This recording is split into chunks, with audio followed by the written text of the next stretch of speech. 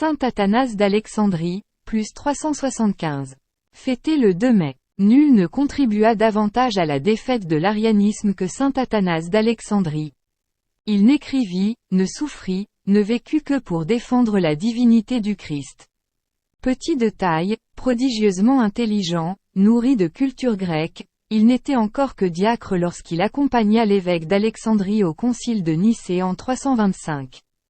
Il y contribua à la condamnation de son compatriote Arius et à la formulation des dogmes de l'Incarnation et de la Sainte Trinité. Devenu lui-même évêque d'Alexandrie en 328, il fut, dès lors et pour toujours, en but à la persécution des Ariens, semi-ariens et anti-nicéens de tout genre qui pullulaient en Égypte et dans l'Église entière. Ces Ariens étaient soutenus par les empereurs qui rêvaient d'une formule plus souple que celle de Nicée, d'une solution de compromis susceptible de rallier tous les chrétiens et de rendre la paix à l'Empire.